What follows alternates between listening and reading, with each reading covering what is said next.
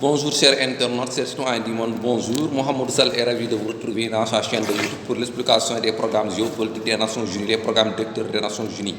Inch'Allah, s'il plaît, au bon Dieu. Avant tout d'abord, nous présentons nos meilleures salutations les plus respectueuses et les plus chaleureuses sans des états d'âme de réticence ni de restriction. Et nous vous souhaitons une bonne compréhension et un bon entendement. Aujourd'hui, nous voulons continuer sur l'explication des programmes géopolitiques des Nations Unies. Le troisième chapitre dans le livre dont j'ai écrit, intitulé Les Lumières des Nations Unies, le troisième chapitre, le Conseil de sécurité de l'ONU. Les programmes directeurs qu'il faut appliquer pour résoudre les problèmes contentieux du monde et rassembler le peuple entier sans discordance, ni interférence,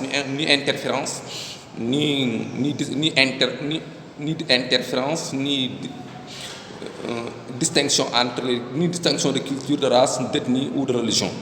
Aujourd'hui, nous voulons rassembler le peuple et apporter les programmes directeurs pour résoudre les difficultés du monde, résoudre les crises de la valeur morale, résoudre les crises économiques, résoudre les crises financières, économiques et morales. Crise financière, économique, morale et religieuse. Voilà. Aujourd'hui, nous allons expliquer, chapitre 3, le Conseil de sécurité de l'ONU. Le Conseil de sécurité de l'ONU. La diplomatie arabe doit comprendre que la vraie conception occidentale n'est pas lutter contre l'islam ni ridiculiser la religion musulmane, mais les gêner de l'opération terroriste. Aussi, l'Occident doit garder la nette compréhension que les pieux musulmans pourvus de la lumière de la religiosité ne sont pas susceptibles à la terreur clandestine, mais ils sont des défenseurs ardents des valeurs de leur religion révélée. Il faut souligner qu'il est dangereux de jouer à la contrainte des religions. C'est pourquoi il faut montrer avec prudence que la position des islamistes n'est pas de lutter contre la religion voisine, mais de défendre la couleur de l'islam. Les individus qui animent la terreur sont dépourvus de la rationalité de conception parce qu'ils sont trompés de leur conjecture en croyant que la rétribution du kamikaze, c'est le paradis, affaire jugée absolument paradoxale. La diplomatie occidentale doit faire comprendre le monde musulman qu'elle n'est pas en position de minimiser ou de ridiculiser l'islam pour se débarrasser du climat calvaire. Aussi, il faut comprendre que le monde arabe se cache parfois sous prétexte musulman pour vouloir faire impliquer les autres races musulmanes pour but final dominer le monde. Il faut défendre irréversiblement que les attentats ne sont pas d'origine islamique. Cette rationnelle conception en provenance de notre immanence par l'enseignement de Dieu vérifie que le monde musulman et le monde arabe sont confondus au regard des occidentaux. De même, certains musulmans africains conçoivent le conflit israël-arabe une affaire religieuse. Le Conseil de sécurité des Nations Unies les conseils de sécurité des Nations Unies doivent mettre en évidence l'amalgame du conflit israël-arabe au monde musulman et reconnaître en termes panégyriques que l'islam n'est pas, tel son nom l'indique en arabe, c'est la paix. C'est une religion qui suggère des idéologies pacifiques dont seuls les pieux croyants qui s'humilient avec dévotion et qui font des prosternations internes sincères sans un sentiment de fanfronnade peuvent exploiter cette valeur pacifique pour convertir le monde entier en cohésion religieuse. Les suggestions de Mohamed Sall au Conseil de sécurité des Nations Unies défendent la liberté des êtres et imposent la fraternité entre l'Occident et le monde arabe. Cette conception d'immanentisme d'autres spiritualité a pour gain de cause de lutter contre l'oppression terroriste et de lutter contre la ségrégation raciale entre les différents mondes. Pour la sécurité du monde entier, les différents États doivent défendre sans distinction les intérêts religieux et donner la valeur optimale au pouvoir spirituel des êtres doués de lumière de la religiosité sans nulle restriction. La diplomatie occidentale et arabe doivent éviter les conceptions de mépris à la conscience du nègre. Ainsi disait un écrivain africain, l'Afrique est un mendiant assis sur un mine d'or.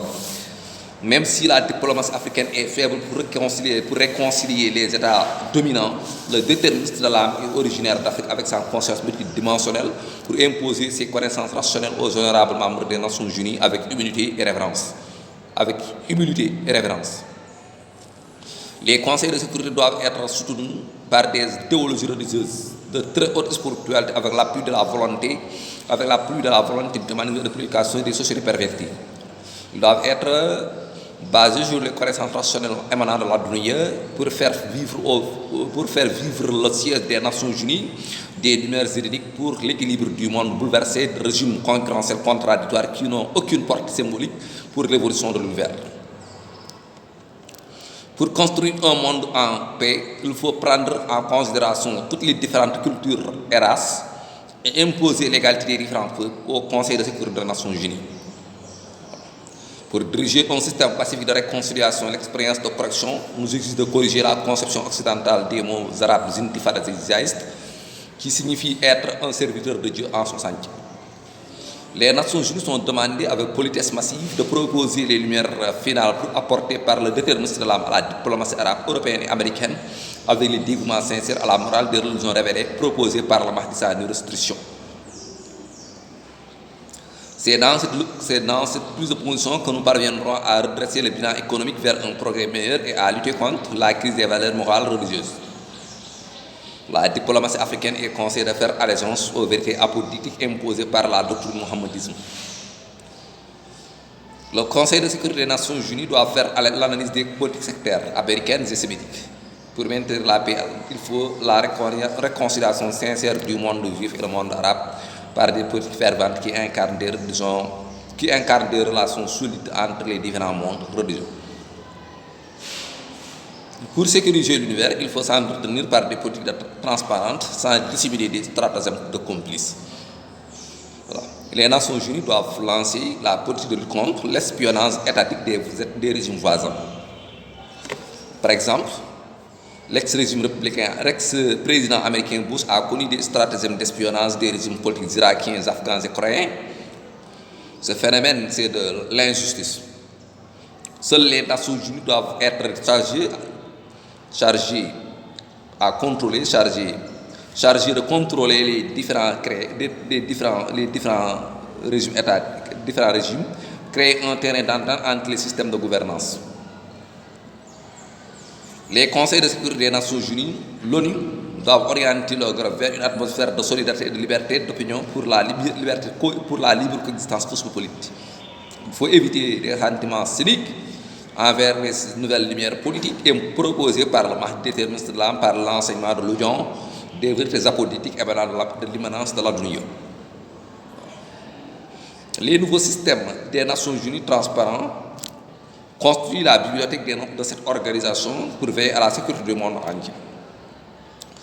La noble couronne des Nations Unies, Mohamed Sall, exige d'être à l'écoute méticuleuse du mouvement de l'État islamique, voire créer le personnel de ce mouvement au siège des Nations Unies pour défendre l'intérêt humanitaire des corps religieux en coexistence cosmopolitique.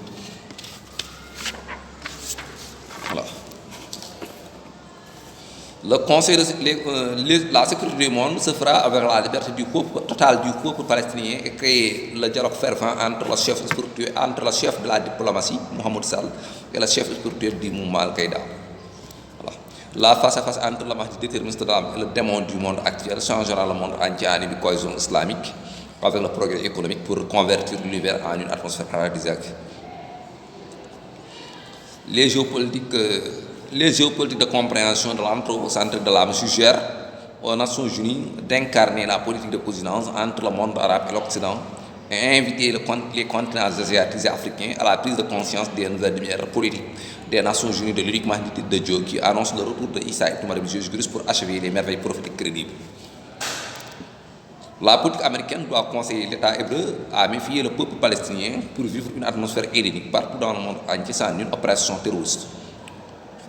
Les conseils de sécurité de l'ONU aborderont le programme de négociation pour la neutralisation des armes nucléaires pour pouvoir imposer une politique de tolérance et lutter contre le sectarisme sémitique. La sécurité du monde est possible en ce sens que les Nations Unies incarnent la participation massive des mouvements suspectés des terroristes à la diplomatie et aux relations ferventes internationales.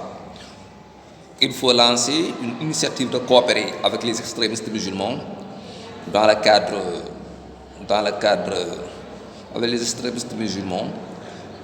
cadre de partage des bonnes mœurs culturelles et religieuses. Seule la coopération interfraternelle entre les extrémistes religieux et la diplomatie occidentale constitue le plus beau système politique et de solidarité pour envisager un monde dépourvu des plans de guerre, des stratagèmes de mensonges et de terreurs clandestines basées sur des embûches des êtres qui gardent leurs âmes souillées de péché. La sécurité du monde est possible avec l'absence de menace de l'État hébreu au peuple palestinien et reconnaître l'autonomie libre du monde arabe et lutter contre l'espionnage américain en Irak, en Afghanistan et en Corée du Nord. Il faut donner la chance à la Palestine pour son autonomie gouvernementale et cesser de discuter des mensonges des régimes basés sur la dictature criminelle. Voilà. La sécurité du monde se fera avec l'absence de menaces sémitiques et américaines aux États islamistes. Elle est possible en évitant les conflits ethniques et religieux. Pour qu'elle soit stable, il faut éviter l'amalgame entre le conflit israélo-arabe et le monde musulman. Pour sécuriser le monde entier, il faut renoncer aux menaces des États islamistes et avoir la prudence de comprendre que la terreur est d'origine arabique, mais pas d'autres musulmans.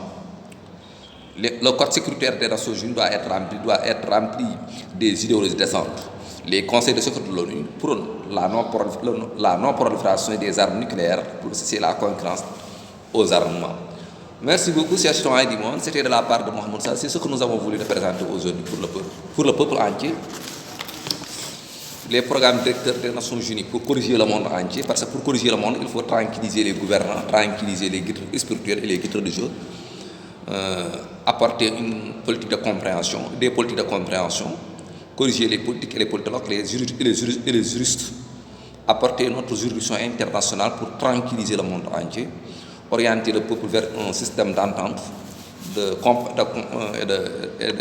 d'interfraternité, de compréhension entre les différents peuples, un système de rassemblement et de solidarité et de respect réciproque entre les différentes cultures, races et religions.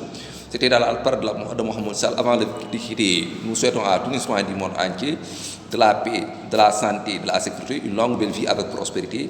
Nous souhaitons à tous les citoyens du monde entier du bonheur dans ce bas monde et du bonheur dans l'au-delà, au paradis céleste. Merci beaucoup, c'était de la part de Mohamed Sall. À la prochaine vidéo, Inch'Allah, s'il plaît, on bon Dieu. Merci beaucoup.